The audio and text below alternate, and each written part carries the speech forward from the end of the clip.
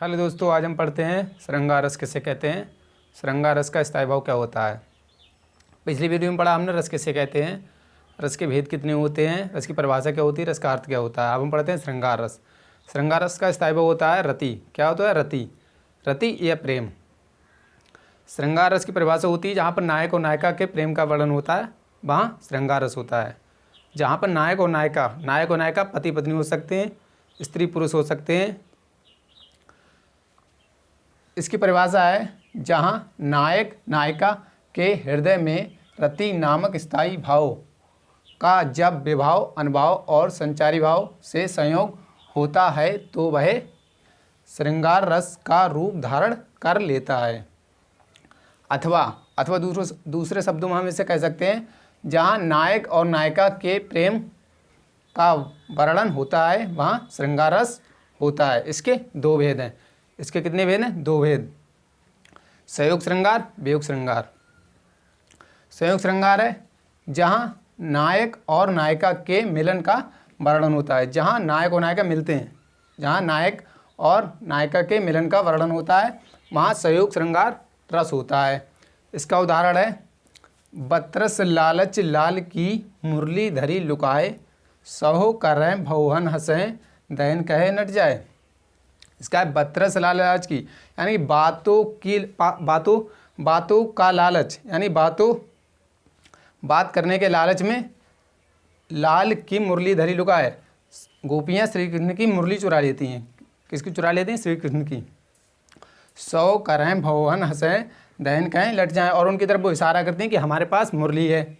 तब श्री कृष्ण उनसे मुरली लेने के लिए जाते हैं तो भवन हंसें, तभी वो मना कर देती हैं हमारे पास मुरली नहीं है, और वो भवन हंसें और हंसती भी हैं।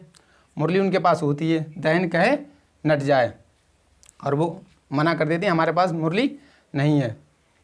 तो यहाँ पर कौन सा रस है?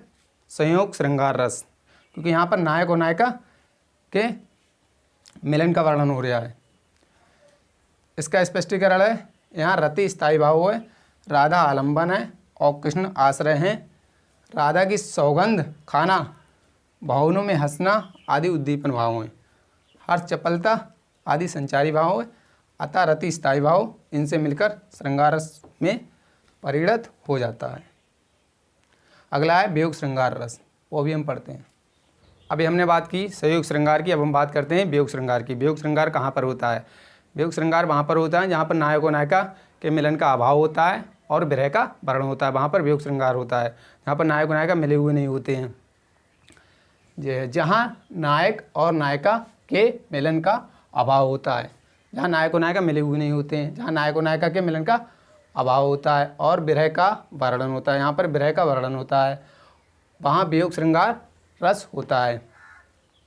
इसका उदाहरण है हे खग मृग हे मधुकर श्रेणी, तुम देखी सीता मृग नैनी।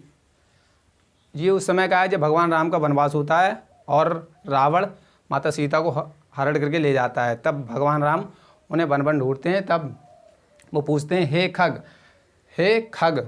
वो पक्षियों से पूछते हैं हे खग मृग, वो हिरन से पूछते हैं, पशु पक्षियों से पूछते हैं। खग, यहाँ पर खग पक्षियों के लिए कहा गया, मृग पशुओं के लिए कहा गया। मृग मीन्स वैसे हिरन होता है। हे खग मृग, हे पशु पक्षियों, हे मधुकर श्रेणी, हे भौरो, तुम देखी सीता मृगनैनी, क्या तुमने सीता को देखा है जिनकी आंखें, मृग मीन्स होता है हिरन, नयन मीन्स आंखें, जिनकी आंखें हिरन के समान है। क्या तुमने सीता को देखा जिनकी आंखें नयन के समान है। तो यहाँ पर कौन सा रस है? वियोग श्रृंगार। क्योंकि यहाँ पर मिलन का अभाव होता है। यहाँ स्थायी भाव रति है, रति या प्रेम।